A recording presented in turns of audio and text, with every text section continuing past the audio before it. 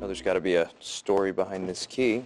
Yeah, it's from one of your first cases, or... Mike, do me a favor, please. Just stop it, will you? Stop what? Stop asking questions and you already know the answers to just to stay here longer. Lewis, I'm not... You're not what, examining me? Yes, you are. You're just making small talk while you look around the room to see if there are any sharp objects in the vicinity. That is not why I came here. Well, it wasn't to deliver a box of my shit. Look, when I was drowning, you threw me a lifeline, okay? Okay, well, that's nice of you to say, and I appreciate you bringing over my things, but they're not exactly a lifeline. I heard about Boston. What'd you hear? That Harvey got you a job and you didn't even show up. Well, why would I, when the love of my life rips out my heart and then stomps on it? Lewis, I'm just trying to help. Well, you can't. I told you, you're too late. To tell them an unemployed clown just sold them a pile of bullshit? You mean the bullshit that you have to drop them as a client? The Pfizer merger. FTC Rule 10b-6. They were not pleased that you kept them in the dark. You are a son of a bitch. Who's the clown now? You're a son of a bitch. I'm only taking one client that you're gonna have to drop anyway. The least you could do is be a gentleman about it. A gentleman? I got you 2 jobs. 2 jobs in Siberia! What a pity. I got you those jobs out of compassion. Just like when I fought for Jessica to not fire you in the first place. But when I take VersaLife back, it's gonna be without any feeling for you at all. Well, good. I wanted to thank you for setting up that meeting with Robert Zane. I just hope you understand that if I had a choice, I never would have gone after VersaLife, but I had no choice. Lewis, we took them back. What? But you had to drop them. Not anymore. We convinced them to sell their trial drug division. Of course, you drop a drain on their earnings, stock price goes right through the roof. And their market share falls below the threshold. But who the hell would buy it? Walter Gillis.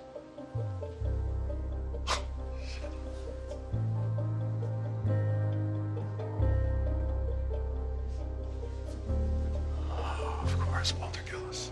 Lewis, listen. Mike, you won. You're a brilliant lawyer. You are a brilliant lawyer. I'm a brilliant lawyer who's never going to work again. Hey, stop. That is not true.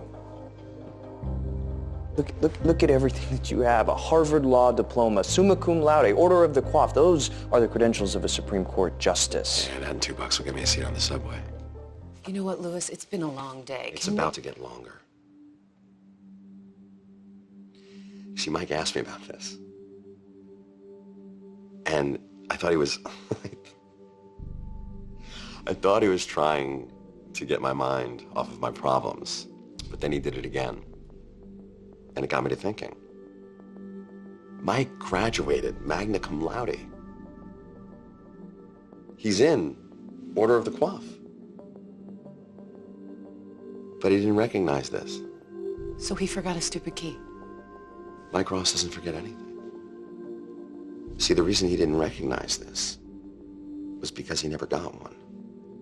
Because he didn't go to Harvard. Lewis, we've been down this road before. Mike is in the Harvard database. But he's not in the yearbook. And according to his credit report, his address during his law school years was in New York. He even paid rent the first of the month in person.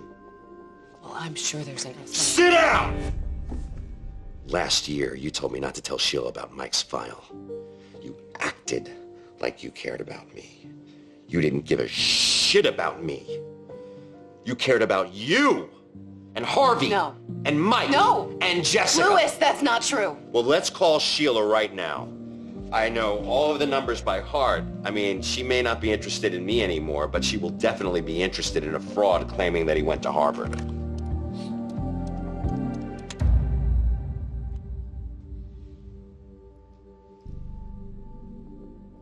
I'm sorry.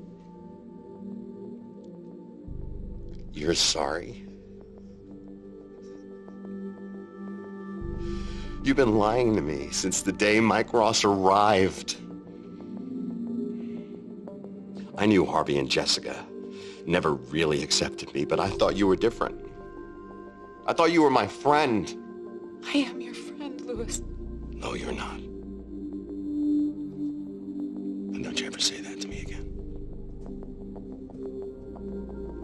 Where are you going? To see your friend Jessica.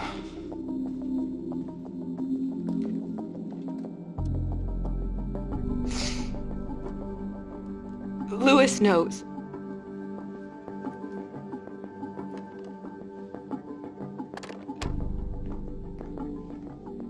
Louis.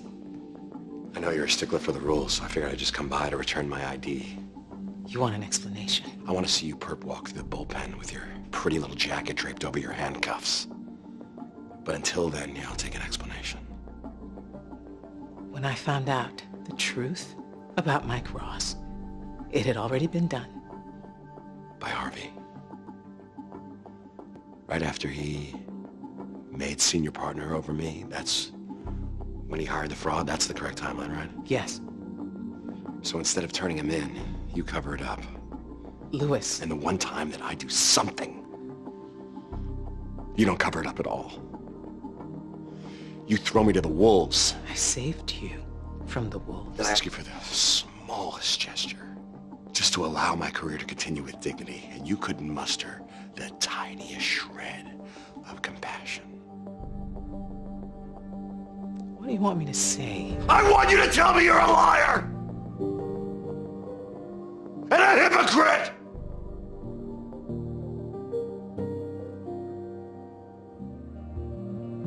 I want you to say you're sorry.